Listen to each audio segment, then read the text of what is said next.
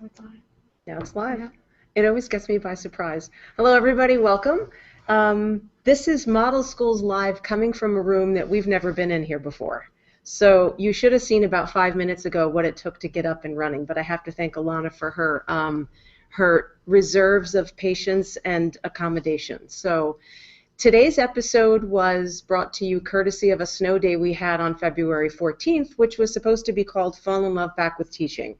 Since we're in March, March's episode was supposed to be Beware the iPads of March, so I figure since we're actually not going to run that one, I would tell you about it anyway. So the first thing I want to make sure that if you are watching this live, we have a address for a back channel, and it may not be the address that we had originally sent out, but it's still today's meet. So if you want to participate and ask questions or just chime in, here's the address.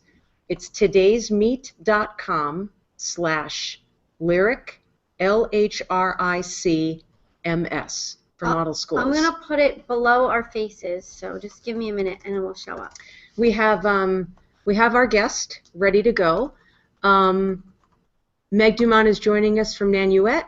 It's the first time I believe she's done a Google Hangout, so we really want to appreciate her experimenting with us and doing this. And we had a few test calls, and I think the spirit of this was fall in love back with teaching, really getting to the heart of core. I think what she's going to share with you really bridges the gap between the last hangout we had about flipping the classroom and this one, which is specifically looking at resources that really get to the heart of Common Core.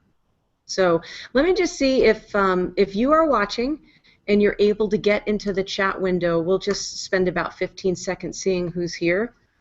Christina, I know you're here. That's fantastic. So again, the back channel address is todaysmeet.com/lyricms, and Alana has actually posted it on our banner. So if you're there and you would like to put your name in and chime in, that would be great. So as usual, if you're used to these broadcasts, we usually focus it on one, we'll call it guest speaker, but it's really the focal point. And we'll be joined in a few minutes by a couple of my other colleagues, and we'll actually have our little lightning round to share with you our pick of the month in terms of Common Core. So that said, do we want to pull Meg in? Meg is ready, so I'm just going to pull her in right now. So Meg, if you're listening, which I think... She's not listening. When Meg is listening, I'm going to have her basically introduce herself to you. I've known her many years in terms of technology, but I believe that she's gone back into the classroom and has taken all those skills, and now we get to benefit from that today. She is about to join. So, hi, Meg. Meg? Are you there? Yes, I'm here. Fantastic. How are you? Good. How are you? Good, good. Meg, I don't know if you heard anything of what I said. I did not give you a proper introduction, only that I've known you for many, many years in terms of technology, but you've since gone back to the classroom full-time. Is that correct? Yes, that's correct. Right now I teach 5th grade math at MacArthur Barr Middle School in Nanuet, New York. In Nanuet. Okay, welcome. And you're talking to us, so for those of you that haven't been doing Google Hangouts very much, she's participating, but she's not activating her camera. So we get to see her face, her avatar, but we're basically only looking at the audio right now. So Meg, why don't you go ahead and just give us a quick background in terms of your teaching responsibilities right now, and then set us up for what you're going to be showing today, because I had said before you joined, it really bridges the gap nicely between the last episode and this episode. So we had talked all about flipping the classroom, and now we wanted to focus on Common Core, and I think what you've done is you've merged them into one very nice episode that we can talk about. So as you're talking, I'm going to be monitoring the back channel, and I'll interrupt you periodically with questions. How does that sound? Okay, that sounds great. Good, you're on. Okay. So let me go to my screen here, and Okay, so I teach 5th grade at MacArthur Bar Middle School in Nanuet. And when I found out I was going to teach 5th grade and I took a look at the Common Core curriculum, I started to worry about how I was going to have the students learn the math and do the math homework at home successfully. So I started looking at Engage New York and looking at the way that the format went. And here's Engage New York, and I went to 5th grade math, and it's divided up into the 6 modules. And I decided to, I'm just going to go to module 3 here, to use this format to create a wiki space. And here's my wiki space. If you can see my screen fine, right? Yes, Meg, we could see your screen. Okay, so what I was hoping is if I created a wiki space and made some movies on how the processes were to do the math and what strategies we were supposed to be using, that it would help the students to do the homework at home. So this is my Unit 1, Unit 2, Unit 3, which is modeled after Module 1, Module 2, and Module 3. And here's Unit 3. I divided it up in the same topics, just like in Engage New York. And for every topic, for every lesson rather, I made a movie. And if I just click here real quick, this is the movie for Lesson 5.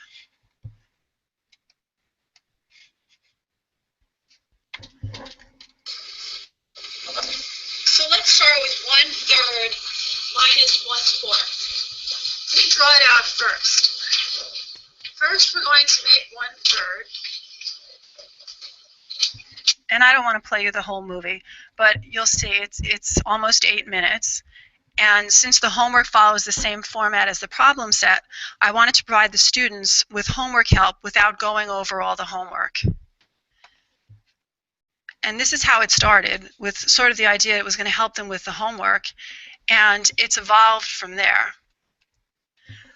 So how do I use the site to support the New York State Common Core curriculum? Well, I already said I use it for homework help, and I have gotten a lot of feedback from parents telling me that it really helps them help their children with the homework.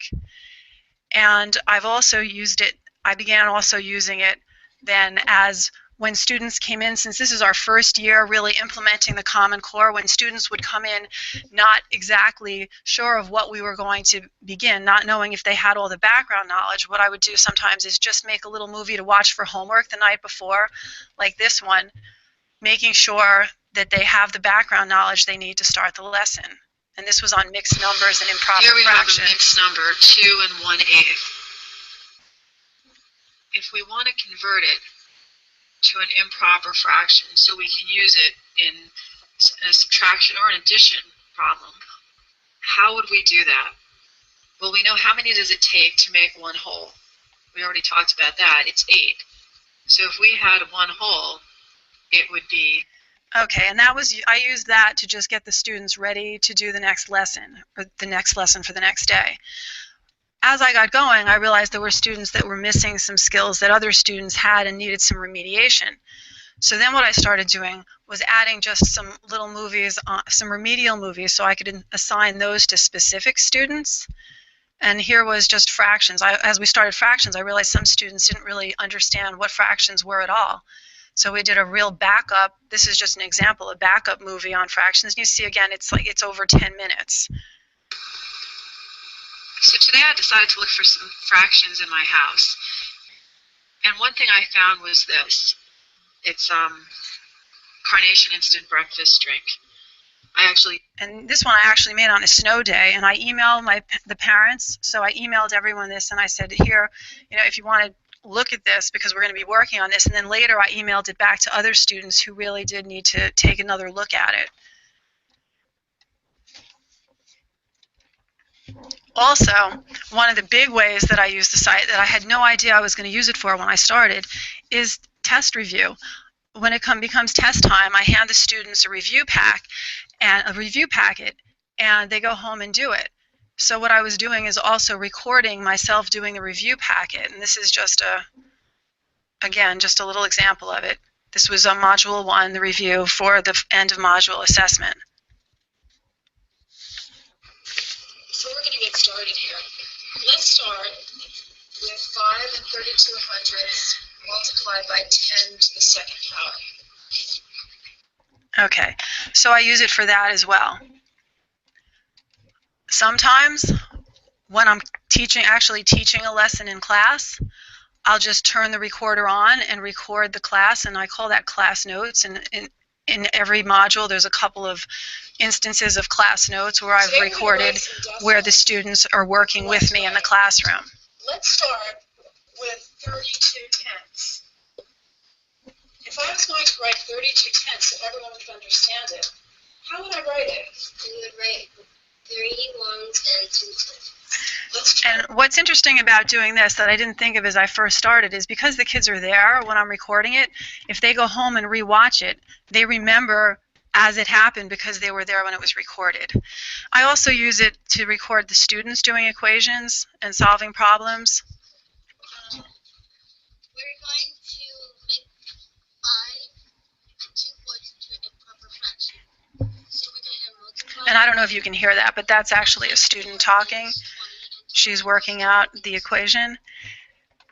And as I set it up, I didn't say this in the beginning, but I'm using a wiki space, but all my movies I'm putting up on YouTube. So I have a YouTube channel, and I use the wiki space as sort of just an outline.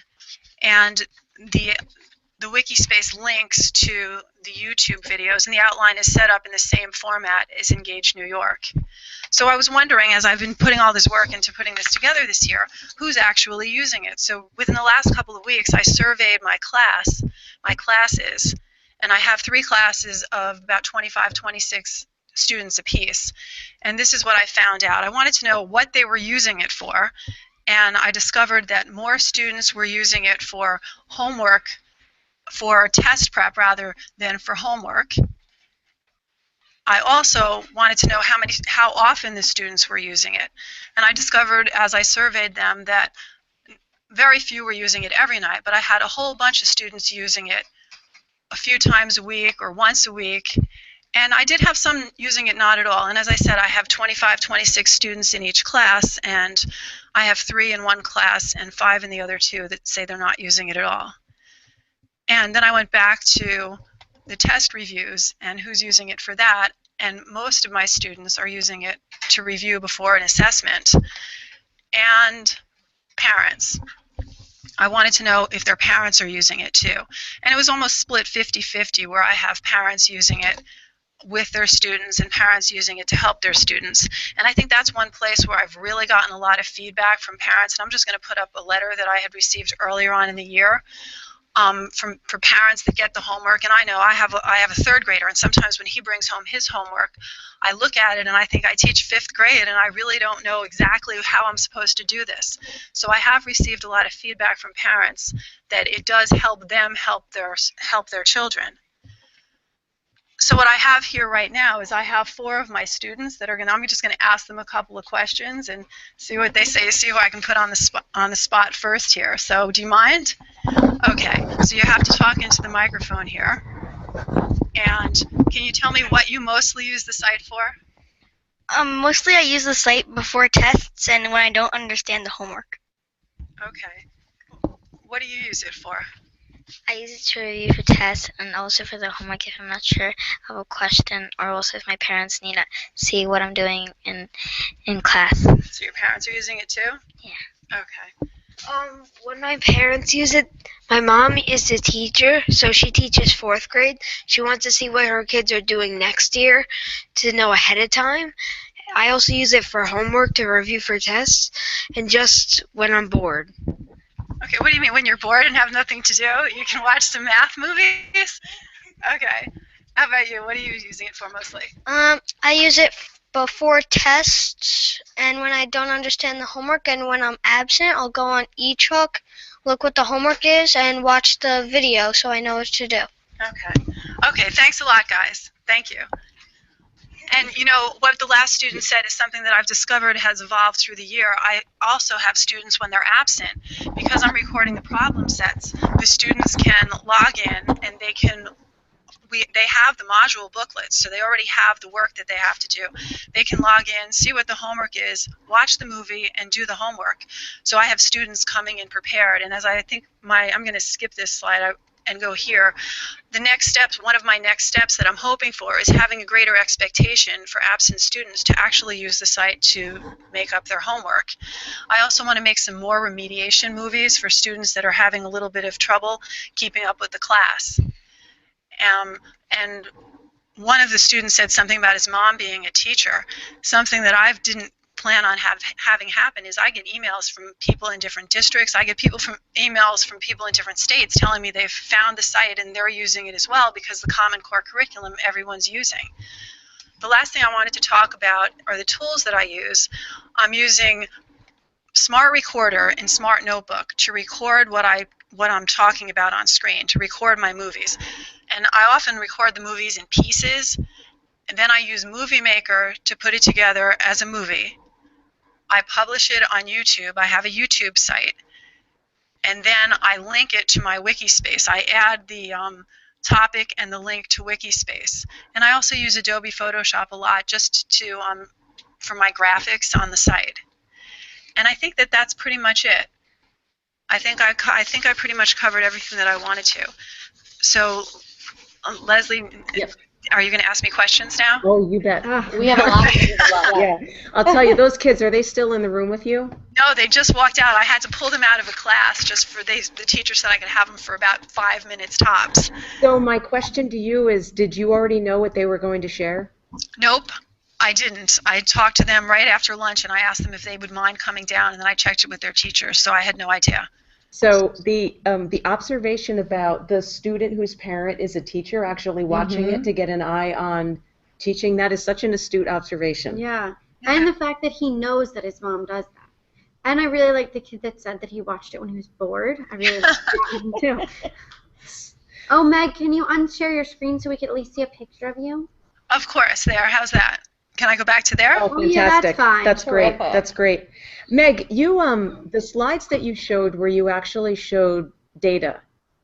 Did you know going into this that there was certain information that you wanted to keep track of, or was there a certain point where you really needed to find out who's watching it, for what purpose, maybe using what device? And then I love the fact that you showed the parent letter too. Did you know this going in, or did you basically evolve into it?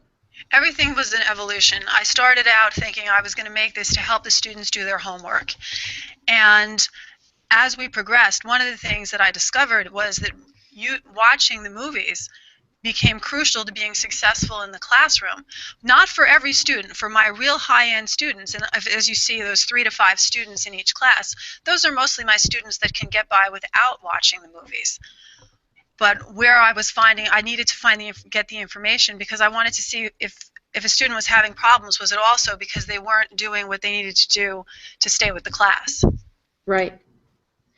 And how, generally speaking, when you're looking at preparing, you're basically using the modules as the guiding scope and sequence, correct? Yes, that's my outline. Have you asked the students about either their preference or how they connect to either the fact that it's you producing it, or have you also incorporated media from other sources, and have you noticed any kind of difference? That the buzz on the street is that, generally speaking, the kids prefer that it's their teacher because they're the person they have the connection with. Have you noticed or asked anything like that? Yes, because I know there are a lot of really high-quality movies out there.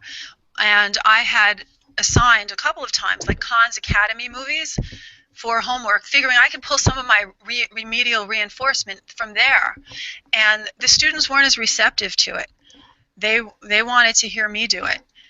And so it absolutely does make a difference because they're used to what I say, and they're used to some of the little, just the little tricks and things that we've come up with in class. If you watch the movies, you'll see them over and over again. Yeah, that's what I was going to ask. I know that when you teach math, I did AS math for a year, especially 5th grade, there's those little what's it called when you have like those little sayings that help you through the order of operations. You come up with your own like slogans Yeah. and acronyms PEMDAS. as a class, and then it's different when they hear someone else's acronyms versus the ones you say constantly all the time in class, or the same exact order that you do it in. It's different than someone else. Yeah, no, exactly. And there are a lot of examples in there, and I've had people come back and say, "Oh, that was kind of an interesting idea." Just an example that pops into my head is we started out with decimals, and sometimes when you're multiplying by 10, you're adding a 0, but we're saying if you're doing something like 3 and 4/10, you're moving the decimal. So a number that's a whole number has an invisible decimal, and that was something we came up with, and the kids were like, "Oh yeah, so there's always a decimal, it's just sometimes it's invisible." Right. Yeah. And no one else would say that, only you would say that. So Right. it would be in a Khan Academy video. Do you Where have that a brings in question? I believe it's colloquialism. You know, it's like It's like the culture of the you're classroom. definitely and that can't be sort of created by somebody You who's can't not part of the outsource classroom. that. You know, that And has to be organic from and I you. think that is that's comforting sometimes. It's one thing to watch a person you don't know teach something versus a person you have a relationship with, and Yeah. it really And it's it also sounds like it's very positive in your class, Meg. it's also like consistency. They see the same thing at home that they saw in class. Mm-hmm. Meg, I have another question for you. When you started really looking at the math modules in terms of a mathematics perspective, did you notice that when you were looking at turning this around and actually teaching against it, did the depth or the rigor help influence the tools that you used or the way that you presented the content? Did you notice a change in your pacing or your depth, or was there any learning curve for you in terms of the mathematics and how it was, I guess, repackaged in these modules? Spiraled. Yeah. Okay. For me personally, what I found is I went into it knowing how to do the math, but just like a lot of my students, not knowing exactly why. And we just talked about the tricks, like keep, change, flip in division. Well, why do we do that? And the modules don't include as many of the tricks as the concrete, this is why. And so every unit started out with drawing pictures, and many lessons start out with drawing pictures, modeling it, tape diagrams, and those aren't things that I ordinarily would do. So it absolutely made me think about why and the how within the math. And sometimes initially that first module, slowing it way down because the students they weren't ready to really break it down quite that extensively. Right. And speaking of slowing down, it's so funny how many times your kids have said that they've rewatched it. Have any of your kids come up and said, we'd like to try to maybe make some of these, or have you had to entertain kids wanting to help you or assist you, or you're recruiting their talents in terms of giving them a portion of it? Well, what happened, yes, and there are movies out there with the students on. I've relaxed a lot with it as the year has gone on. That first module, every movie is me with complete silence in the background, right, making a movie. And as it's evolved throughout the course of the year, there are many days, like today is a good example. I just turned the camera on while I was teaching the class. We recorded the problem set with the students helping, and that's what's going to go up on the site tonight. Wow, that's awesome. Are those students really excited that their voice is going to be on there and their handwriting is going to be on there? Oh yeah, and everything goes completely quiet when that camera goes on. Another thing that's happened is the students I've discovered are really depending on the movies. I'll finish a lesson and I'll have students say to me as they're leaving, is there going to be a movie tonight? Just to make sure they'll have something to help them with their homework. That's got to be a nice feeling to know that there's just so much interest in what you're putting out there to help them. Yeah, it is. It's nice. It's good that the kids are using it. I think that was my first concern, and I think that's what you said initially, Leslie. I was worried that I was going to be putting in all this effort and work, because it does take, as you looked at like the tools at the end, I mean, there's a lot that goes into making one of those movies, and hoping that the kids were actually using them, and now I have them where they're actually depending on them. So, Meg, just a few more questions, and then I know we'll let you go because you've given us your time generously. Any of your colleagues that have been peering over your shoulder, have you either directly or indirectly inspired them? And do you see yourself as part of a growing, mounting momentum for your grade level or your colleagues? Earlier on in the year, I presented my site to the faculty in a small group, and there are people that are using videos to reinforce skills at home.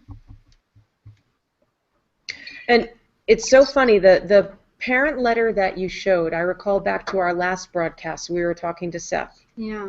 And it's so funny. I think every situation is different, but I find a lot of people now, what they're doing before they actually try a flip or they're doing something that would be considered experimental or innovative, will directly let the parents know when you see your kids watching these videos that there's deep instructional thinking going on. So this is how you can encourage them. Maybe there's a worksheet involved, or maybe there's some guiding questions for parents that aren't as versed in the depth and rigor of Common Core. So I'm very glad that the value seems to be extending beyond just the individual student. But it's not even just necessarily the Common Core. I know so many parents don't remember so many of the things, especially starting in 5th grade math. They don't remember that. So when the student's struggling and they can't help them, that's a terrible feeling as a parent to not be able to help your own child.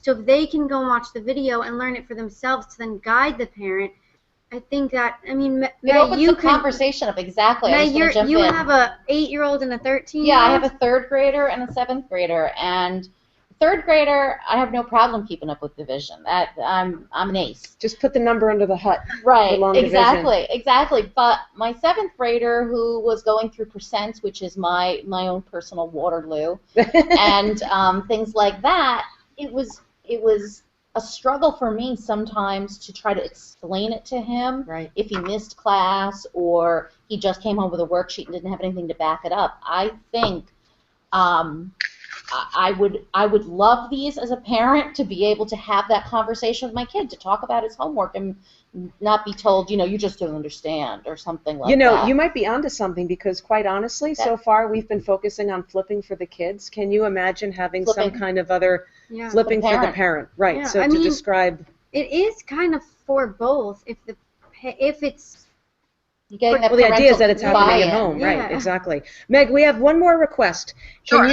Can you bring up your tool slide with the screenshots of what you are using? I think it's the last slide of what you showed us. Slide. So you'll have to do one more screen share if you don't mind. Oh, okay, sure. He already is screen sharing. Yeah, there you go. Great. We'll just mute our microphone for 1 second. Okay, so do you want me to talk about the tools one more time? Sure, just one last time. I guess I'll talk about it one more time. I use the recorder in Smart Notebook to record my movies. After the movies are made, because often I do the movies in pieces, I might do a couple problems at a time, or sometimes it's just one problem at a time, depending on when I have time. Then I sit down and I use Movie Maker to put it all together and edit it. Then I have a YouTube channel, so I upload it onto my YouTube channel. The Wikispace, really all it is like a table of contents. The Wikispace is just an outline of the modules, the topics, and the lessons. And I have links in the Wikispace that link to the YouTube video. And I also said sometimes I have Adobe Photoshop that I'll use if I'm using graphics, that I'll use that as well.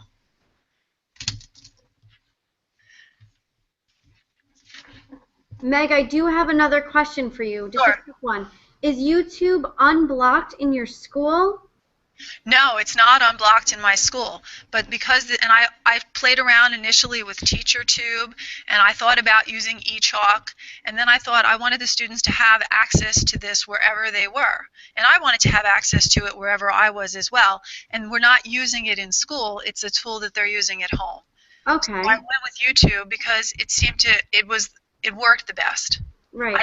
I didn't have to wait 24 hours to have a video approved once I posted it, because most of the time I'm putting those movies up there at 3:15, and I have students that want to see them by 4 o'clock.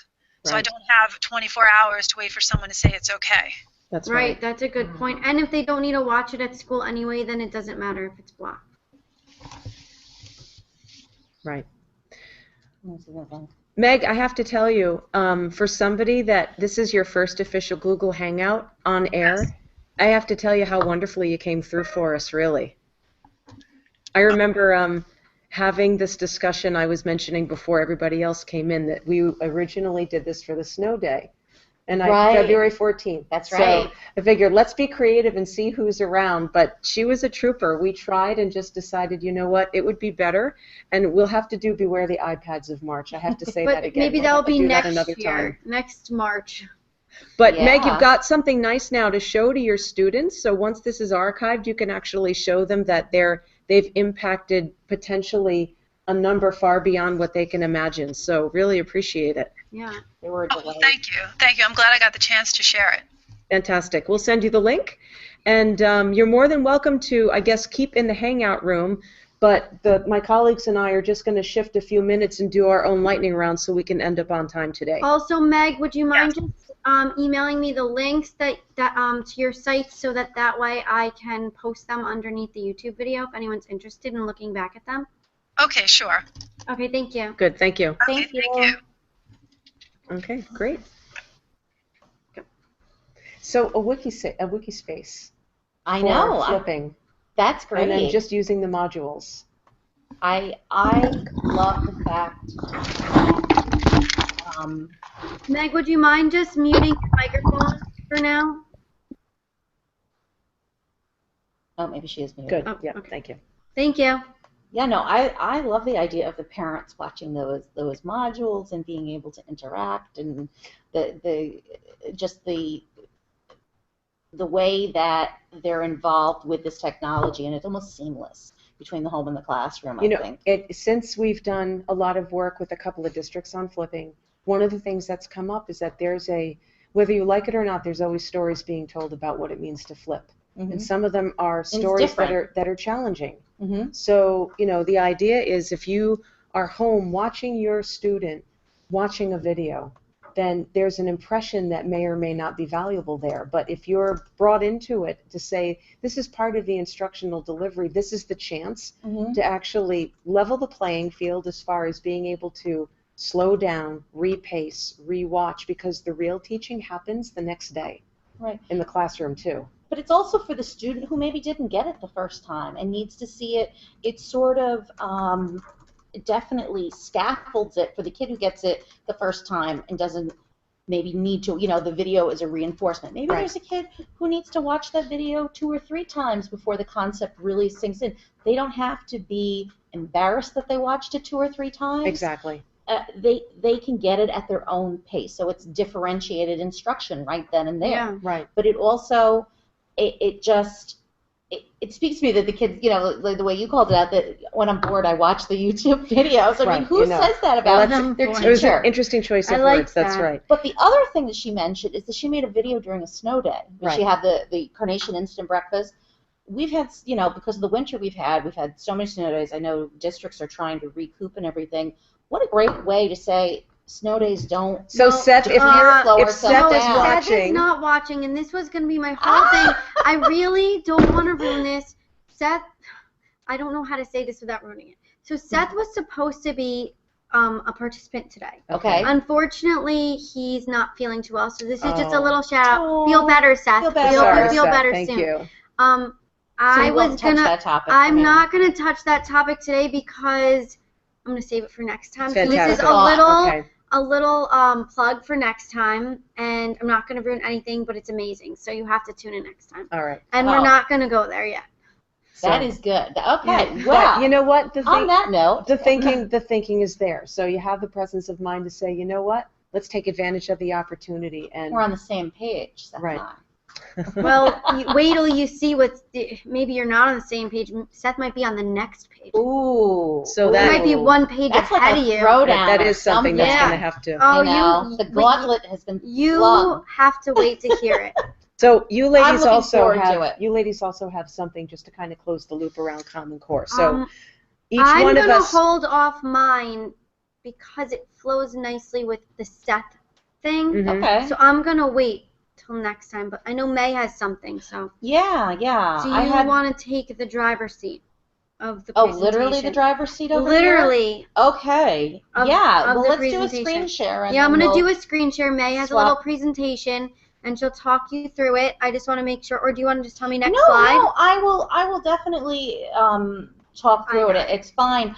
I usually don't make a presentation per se for this, but I thought it was a good resource, and it is on Google Docs, so if anybody wants, I'm totally fine with sharing it out to any interested users. I'll put the link underneath Yeah. the video. So when you check back later, the link will be posted under the YouTube. Yeah. So I wanted to do that so anybody could get a hold of these resources if they like to have, a copy of something to refer to. Let me know when you're ready. Shay. Okay, I'm ready. I'm ready to roll. Okay. So I'm sharing my you screen. should. No, you're not. I'm going to share my screen. And now, May, just you tell me when you want me to go to the next slide. Okay, so my title here is Getting to the Common Core. So it really is a discussion of Common Core and what we can do to support it in the classrooms. So I started out with this slide, and I just wanted you to look at this because it really impacted me. It's a lot of green. Yeah. Oh, how about, May? How about our text messaging conversation the other day when you were watching the news? That's not on there. Oh, but wait. Please hit your space. Let's go to the next one. Oh, no, you put it in Oh, here? no, I did put it in. There's Google Docs for you. There it is, and there's our big thing. Interesting. Indiana, if you haven't heard the news, they have voted to end their Common Core participation. So I think that brings up another conversation that maybe some people are having, and just so you can see like how that my inclusion of that wasn't to really talk about that, but it was to note it. I just wanted you to sort of see how prevalent the Common Core standards are, and it really hit me that it's out there, and it's really embedded in the fabric across the United States. So that was just a little food for thought slide. And I did want a little here on the New York State, and there was a little blurb from the Common Core website that talks about when we incorporated the standards. And this was also a quote from the website, and they talked about how they're going to have full student accountability for these standards for students graduating in 2022, which are the current 4th graders. Now, I have a current 3rd grader, so I know he's totally going to be this. He's taking his first Common Core assessments when they start next week. And the other part of this I thought was really interesting to pull out is the people who received a 2 are not deemed to be failing, but they've made progress. So, I mean, I think we're starting to change and finesse sort of our response to the standards, and that's really the crux of what I brought here, was a way for you to finesse your experience with the standards, and it's not just this is what they are, this is, follow A, B, C, D. This is a way for you to embrace the Common Core in your own way, in your own style. So that's the thing I wanted to say. You are not common. You are unique. And these are the tools to assist your transition without changing your core, changing the core of who you are. I said because you have to remember, you became a teacher, you felt it was about that promise of education, about what you wanted to do. And with this, maybe find that passion, find the thing that intrigues you, that aha, like Meg has found these videos, this flipped premise has really reignited that spark in the love of the passion that we all felt for education. There's times when, you're tired, it's this point in the year, but these are the things that maybe exciting. It's the pick-me-up. It's your cup of coffee in the afternoon, and that was the idea behind some of these sites I wanted to show, is that this was just a little something that you could find that might give you a new approach to something, and that it may take you in a place that you didn't know was exciting. Right. So, and then, so the next slide is just the one site called Achieve the Core. And that was actually kind of, and this is actually from their site, Steal These Tools. Yep. So they have free content to match to, for example, I looked for when I found books that you're reading. They use Reading Street in the district that I live in, and I actually was able to go on 3rd grade, and I found the story that my son was reading at that time, so I took a look at it, and it was kind of nice. It was really, asking this kind of question promotes core standards. It wasn't telling you exactly how to do it, but it was another resource in your toolkit, and there's a free newsletter there. The next one is EduCore. And that's just straight from the website.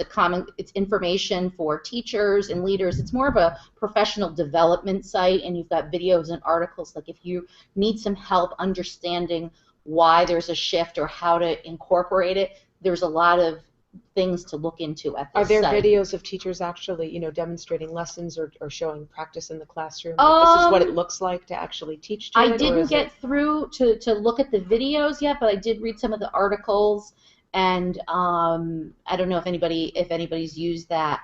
I would like to look at that. Yeah, I would I've hope not there was heard of something that. like Yes. that. Good. So that's nice.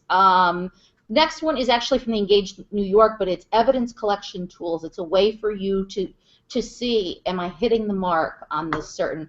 And it's nice that they sort of have a framework or a rubric to see, am I making these important changes to my daily lesson, or am I making the important changes to my yearly overarching curriculum? So I put those links in there because I thought, it might be a handy thing to have. The other thing that's nice is that I gave a little snapshot on the bottom. They were like core actions that you can take, and that might be easier to start having that in the back of your mind when you're planning. If it breaks it down to a smaller thing that you can remember, or something that I can take action on. Exactly. A small, because it's intended overwhelming. result is the standard. Absolutely. It is overwhelming, but if you can break it down to like, I've made one small change, or I've made these 3 small changes in everything I do going forward, it's manageable. I mean, I think the articulation of these standards also has provided that scaffolding for instructors as well. Whereas before we had indicators, so we knew what success looked like, but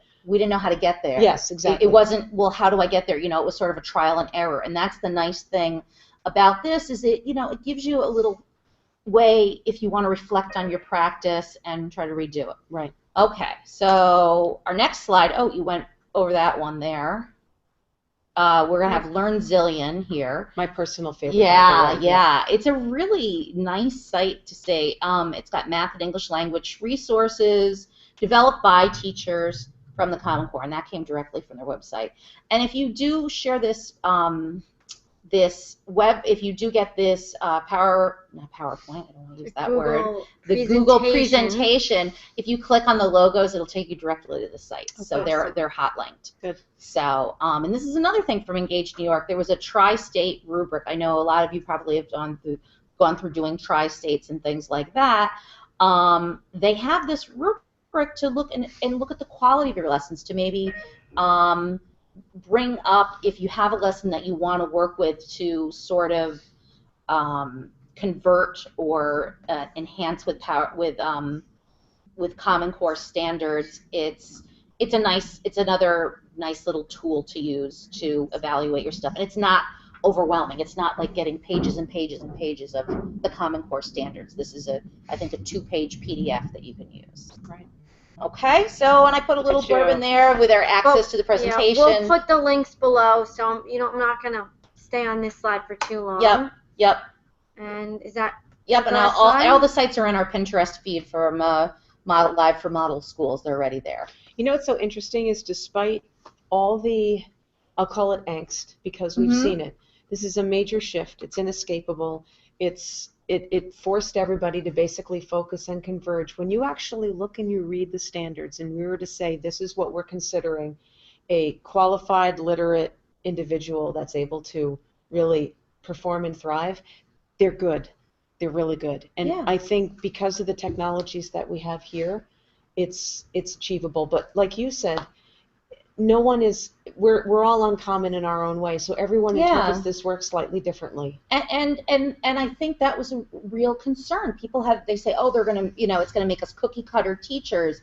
No, this is a way for you want to still keep your voice, because that's what makes you special to your students, exactly the way Meg is special to her students. They don't want to watch a different video. They want to watch their teacher. Right. Well, this is letting you be that teacher, be that resource for your student. And I really liked that part. That's what hit me, is that just because we're all the Common Core, and you see it's everywhere, we have our individuality, and that's something that I think gets lost in the stress and the worry about the unknown.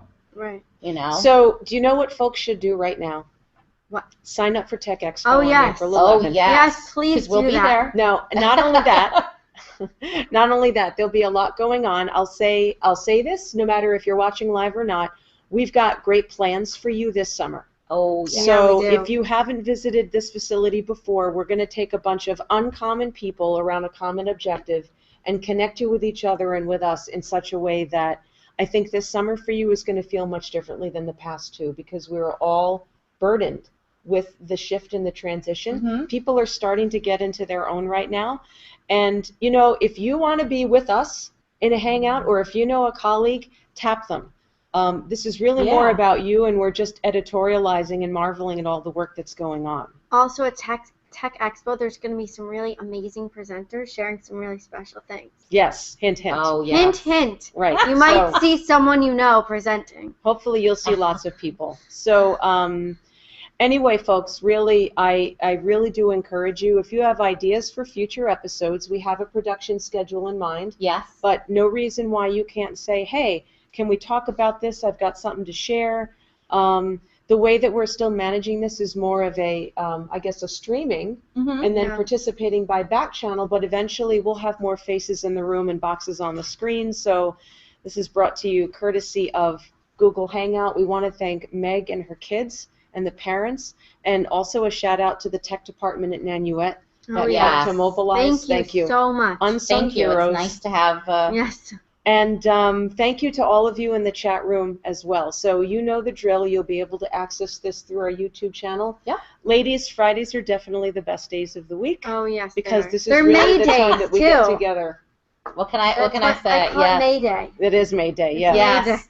Well, they're my favorite day of the week as well. And thank you for sharing So- your anecdotes about your kids, because nothing is more real than that. So you'll be Yes. the My poor children got that are the embarrassed students. on the internet now. Right. Well, And now now you they've been- could. Now you can let them watch. us Yeah, talk. yeah, that's true. That's true. So Okay. I know if you're doing your homework. good. No. It's a great winter we're having this spring. Hopefully next time we see you, April showers will bring something. Mayflowers. May And flowers. we'll get the next episode for you ready. So keep in touch with us. And again, thank you for all your partnership. We'll see you next time. Bye. Thank you.